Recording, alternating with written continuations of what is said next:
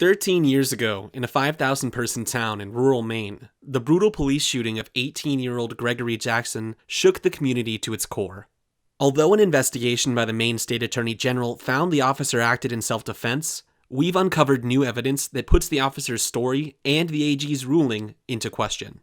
After a Saturday night spent hanging out and drinking with his cousin, Gregory Jackson called up a friend for a ride to get a pack of cigarettes. The three of them hopped in their car and headed to a gas station only minutes away. Around 2:15 a.m., Jackson left the gas station and got back into the passenger seat of his friend's 1995 red Pontiac. According to a police interview with his friend, Jackson said the only other thing he wanted to do before heading home that night was to drive around a bit with the windows down. Just minutes later, Waldoboro Police Reserve Officer Zachary Curtis pulled them over. Curtis said in his report from that night that the car had swerved across the yellow line 5 to 6 times before blowing through a stop sign, although he would later change that story. After detecting a, quote, strong scent of alcohol coming from Jackson, Officer Curtis asked the 18-year-old to identify himself. When he ran a background check, he saw Jackson was on bail for a DUI. Curtis informed Jackson that he was under arrest, but while attempting to handcuff him, Jackson pushed the officer away and ran into the woods. Officer Curtis pursued him, and less than an hour later, Jackson was dead. What happened during the rest of that night has haunted Town Representative Jeffrey Evangelos ever since. This family needs justice, just like any family would, An unarmed boy took 5 bullets in the back, and he didn't do anything.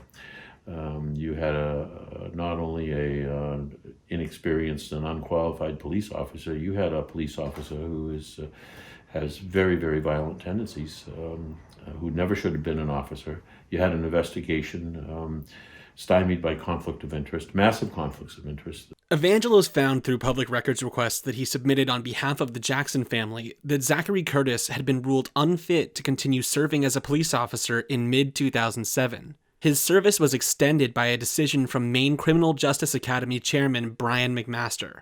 Curtis's extension was until September 30th, 2007, and Gregory Jackson was shot by the officer on September 23rd, just a week before Curtis was to be fully decertified. But what Evangelos said was the final straw was when he read the autopsy report and realized that Brian McMaster was also the chief investigator for the state AG, meaning he was in charge of investigating whether Zachary Curtis was justified in shooting Jackson, even though McMaster was directly responsible for Curtis's continuing role on the force. The same chief of investigations that signed off on this unqualified officer to serve is the same guy that conducted the investigation. And that you can't have that. That's just a monumental conflict of interest. They should have known right then that this one was in trouble. But they just hammered it through. And like they do every time, 170-0. That's our score here in Maine. 170 to nothing. Since 1990, the Maine AG has never once ruled a fatal shooting by police as unjustified. But the new Lincoln County District Attorney, Natasha Irving, is looking to change that. Alongside Evangelos, Irving is looking to overturn the ruling and to charge the officer with murder.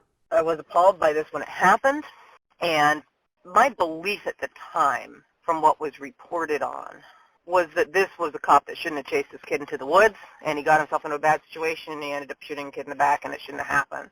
After reviewing it, I did not believe that the way that the officer said it happened was possible. And therefore, what other conclusion do you have when an 18-year-old's been shot in the back 4 times and once in the back of the head? 3 key facts stood out to Irving when she first reviewed the case in 2018 at Evangelos' request. First, the police report filed by Curtis stated that he had been repeatedly physically assaulted by Jackson, both with his fists and with logs picked up in the woods. But, according to the medical report, Jackson had no bruising or damage on his hands or forearms, typical injuries found when a person has been in a fight. Also, Curtis had no serious injuries to his face. Second, the medical report stated the first shot that entered Jackson's body severed his spinal cord, which would have paralyzed him from the waist down immediately. But, according to Curtis's statement, Jackson had not responded to repeated shots from the officer's weapon and had gotten up to run away. The medical report shows that this was physically impossible. Third, and perhaps the most damning piece of evidence, according to Irving, was that Curtis described that he was afraid for his life after Jackson had tackled him to the ground. He said he shot Jackson while the 18-year-old was holding him down, beating him over the head. But Curtis's uniform had no blood splatter, gunpowder residue, or serious damage to it. Irving and Evangelos also agree that the last shot Curtis fired remains a crucial point for investigation that the state AG has never addressed. The fifth and final shot that entered Jackson's body was a bullet to the back of his head. The shot had an upward and forward trajectory that came at an angle that Irving said could not have been possible if Jackson was still on top of Curtis, and Jackson could not have been running away because of his spinal injury.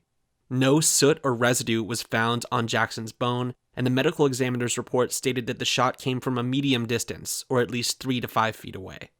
Irving said she can't be sure what really happened that night, but she has no doubt that Officer Curtis's story was false.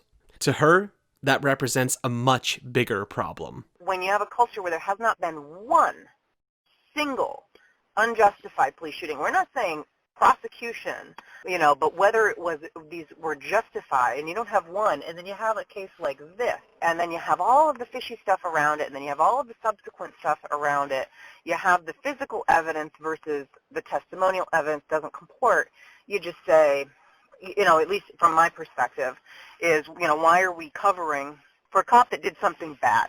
With this evidence, District Attorney Irving and Representative Evangelos convinced the Maine AG to take a second look at the case just 3 months ago, a first in Maine history.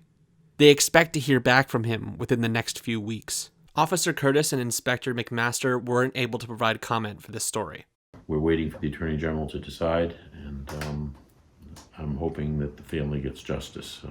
That's the only thing I'll be satisfied with.